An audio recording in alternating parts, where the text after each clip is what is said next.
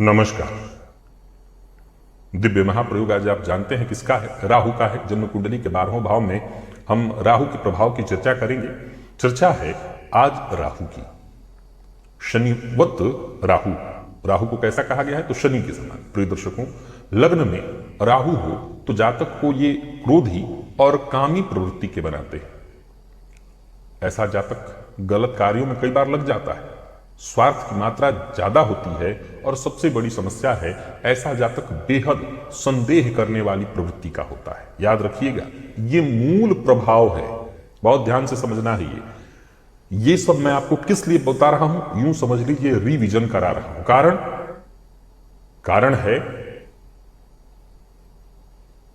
नक्षत्र वाइज ग्रहों के प्रभाव को समझना। तो उसके लिए जरूरी है कि पहले ग्रहों की स्थितियों को ऐसे समझ लिया जाए।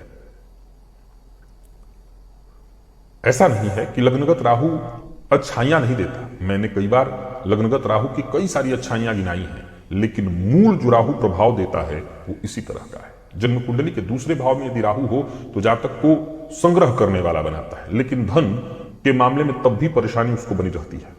कटुवास भाषी, कड़वा बोलने वाला, अल्प संतति युक्त,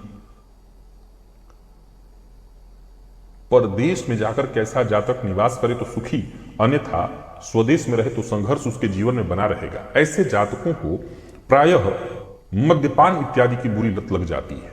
जन्म कुंडली के दूसरे भाव में यदि राहु हो तो जातक को कई बार पैतृक संपत्ति के लिए भी जूझना पड़ता है। द्वितीय का राहु जीवन काल में चोट चपेट, एक्सीडेंट, दुर्घटना की स्थिति भी उत्पन्न कराता है। हालांकि ऐसा राहु आकस्मिक धन लाभ भी कराता है। प्रिय दर्शकों, जन्म कुंडली के तीसरे में राहु को कारक माना गया है और तीसरे का राहु हो तो ये जातक को योगाभ्यासी बनाता है, विद्वान बनाता है, व्यवसायी बनाता है। ऐसा जातक पराक्रमी, दृढ़ व्यक्तित्व का।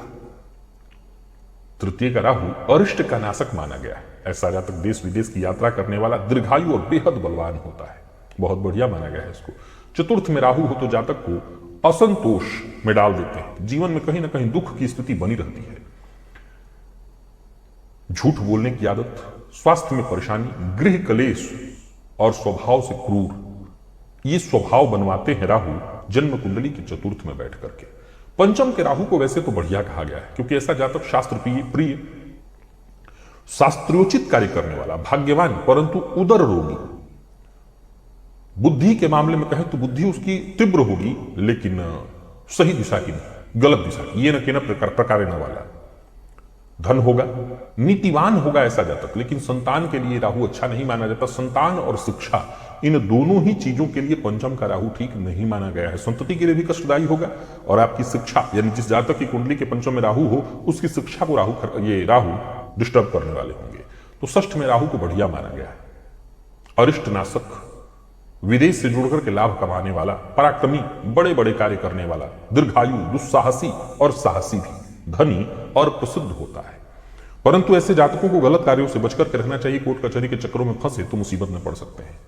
सप्तम के राहु को भी ठीक माना गया है। चतुर होता है ऐसा जातक, लोभ की मात्रा ज्यादा होती है और वात रोग से ग्रसित, भ्रमण करने वाला, व्यापार सावधानी के साथ उसको करना चाहिए। दाम्पत्य जीवन सुखद उसका नहीं कह सकते, दाम्पत्य जीवन में परेशानी रहती है, या फिर जीवन साथी के स्वास्थ्य में परेशानी, जैसे जोड़ में दर्द इत्यादि की शिकायत, तो सावधानी के साथ ही उसे व्यापार करना चाहिए। अष्टम के राहु की यदि बात करें तो यह भी जातक को कष्ट देने वाला होता है। हालांकि आकस्मिक धन लाभ की स्थिति दर्शाता है, परंतु क्रोधी, व्यर्थभाषी, बहुभाषी, उदर रोगी, यानी उदर का रोग, पेट जन्य रोग, गुप्त रोग की भी संभावना कुंडली के अष्टम में बैठे राहु दे देते हैं। प्रिय दर्शकों, देखा जाए तो अष्टम के राहु के मामले में अगर मैं कहूं तो है ये कारक जैसा ही, क्योंकि जन्म कुंडली के दूसरे भाव में केतु कारक होते हैं। तो जब दूसरे में केतु कारक हुए तो अष्टम में भी राहु को कारकत्व तो मिलेगा, लेकिन फिर भी अष्टम में होकर के परेशानियों को ही जन्म देते हैं, परेशानियां बढ़ाते ही हैं। नवम की यदि बात की जाए तो नवम के राहु को ठीक माना गया है। जातक परिश्रमी होता है, उसकी बुद्धि बड़ी तीक्ष्ण होती है, भाग्योदय होता है और संघर्ष उसको जीवन काल में करता। अपने जीवन काल में तीर्थाटन ऐसे जातक करते हैं। धर्म में उनकी रुचि रहती है। अलग बात है कि धर्म में भी कुतर्क बहुत ज्यादा करते हैं, लेकिन कुतर्क के साथ ही उनका धर्म से संबंध होता है। तो नवम का राहु अच्छा माना गया है। दसम के राहु को भी बहुत बढ़िया माना गया है। हालांकि संतान पक्ष से कष्ट होता है, पर फिर भी ये राहु बहुत बढ़िया है। राजयोग कारक की स्थिति ही है। जीवन काल में थोड़ी बहुत अनियमितता होती है, उसको घर से कई बार दूर रहना पड़ता है, लेकिन राजनीति से जुड़ करके ऐसा जातक काम करे तो जबरदस्त समाज में मान सम्मान भी हासिल कर लेता है। ऐसे जातक के पास जो बुद्धि होती है वो कह सकते हैं कि दूरगामी दृष्टि से युक्त होता है, राजनीति विशारद। ऐसे जातकों के समाज में अगर देखें तो मान सम्मान तो होते ही, पकड़ उसकी बड़ी मजबूत होती है। आलस्य से अगर ऐसा जातक बच जाए तो वो जीवन में निस्संदेह बहुत सफलता हासिल करता है। और जन्म कुंडली के 11वें में भी राहु को बढ़िया माना गया। ऐसा जातक परिश्रमी, हालांकि संतति के मामले में ठीक नहीं, अल्प संतति, विदेश से संबंध जुड़ करके धन कमाना, बृहद धन लाभ कराने वाला। एकादश का राहु आमतौर पर अरिष्ट नाशक माना गया है। जीवन में जो आपकी कुंडली में जो देखिए, हमारी कुंडली में कई योग बनते हैं और दुर्योग भी बनते हैं, तो जो दुर्योग बनते हैं उसका कई बार तो काट कुंडली में ही उपलब्ध होता है। जैसे कुंडली में एकादश का राहु जो है कुंडली के दुर्योगों का काट कर देता है। व्यवसाय में ऐसे जातक सफल होते हैं, लाभदायक स्थिति जीवन में धन संपदा इत्यादि से वो पूरी तरह संपन्न। संतान और शिक्षा को हटा करके प्रेम संबंध में भी थोड़ी परेशानी होती है। बाकी हर मामले में एकादश का राहु बढ़िया है। पर 12वें के राहु के बारे में आप जानते हैं, अच्छा नहीं है, ये कष्ट देने वाला है, परेशानी देने वाला है, गलत निर्णय कराने वाला, गलत संगति में डाल देता है, अति व्ययी, मूर्ख, या यूं कहिए कि दूसरों की बातों में आने वाला। ऐसा जातक जीवन काल में गलत निर्णय लेने के चलते अपने आप को मुसीबत में डाल देता है। ज्योतिष शास्त्र इसको कारागार योग कहा गया है। 12वें का राहु परेशानी में डालता ही डालता है, तो बहुत सचेत रहना चाहिए जिनकी कुंडली के 12वें में राहु है।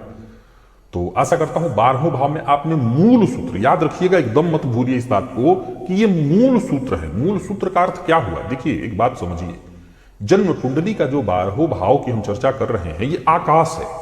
तो हम किसकी चर्चा कर रहे हैं? सिर्फ एक पॉइंट की। ये बात कभी मत भूलिए। जब मैंने गुरु की चर्चा में बहुत अच्छी अच्छी बातें कही, सब अच्छा सब अच्छा सब अच्छा, तो ये भी हमें नहीं भूलना चाहिए कि मैं सिर्फ एक पॉइंट की बात कर रहा हूं, बाकी के पॉइंट बात अलग है। लेकिन हां ये ध्यान रखिए, समझिए, जब हम एक घर में 9 लोग रहते हैं, 9 के अलग अलग स्वभाव हैं, 9 के अलग अलग स्वभाव हैं।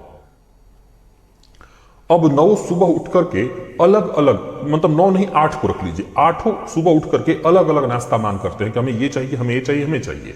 परंतु उस घर का जो मालिक है वो कहता नहीं यही आज सबको नाश्ता करना है। तो सबकी इच्छा कैसी थी? सबकी अलग अलग नाश्ते की इच्छा थी, लेकिन मालिक जो था, मालिक मतलब घर का मुखिया जो था, बड़ा था, उसने कहा नहीं आज यही नाश्ता मिलेगा। वो कब कह सकता है? वो जब मजबूत था, जब उसकी बात सब लोग मानते हैं, तो वो जो कहेगा फिर सब लोग मानेंगे। ये हुआ लग्न, लग्न बलि हुआ तो सब उसकी बात मान लेंगे, नहीं तो कहेंगे ये मेरा ये मेरा ये मेरा ये मेरा। अब हर ग्रह का मैंने अलग अलग, ये मेरा मेरा क्या हुआ? हर किसी का अपनी अपनी अपनी चाह होगी। लेकिन अगर मालिक बलि हुआ तो कहा नहीं ऐसे नहीं, इस रास्ते से चलना है। इसीलिए जब जन्म कुंडली में लग्न और लग्नपति बलि होते हैं तो जन्म कुंडली की बहुत सी बुराइयां, दुर्योग भी जातक का कुछ खासा नहीं, फिर वहां देखने में आता है कुंडली में तो बहुत सारे दुर्योग है, कहां कुछ हो रहा है। उसके पीछे रीजन है वो मुखिया घर का, वो सबको एक डंडे से लेकर के चल रहा है, सबको एक दिशा में ले चल रहा है। अब वहीं सबके रथ अलग अलग चल रहे हैं क्योंकि मुखिया कमजोर है। तो वो कहेगा मुझे ये नाश्ता चाहिए, वो कहेगा मुझे ये नाश्ता चाहिए। उस घर की स्थिति कैसी होगी आप कल्पना कर लीजिए। वो घर ही कुंडली है आपकी। अब बारी कल केतु की है, उसे भी सुनिएगा, समझिएगा।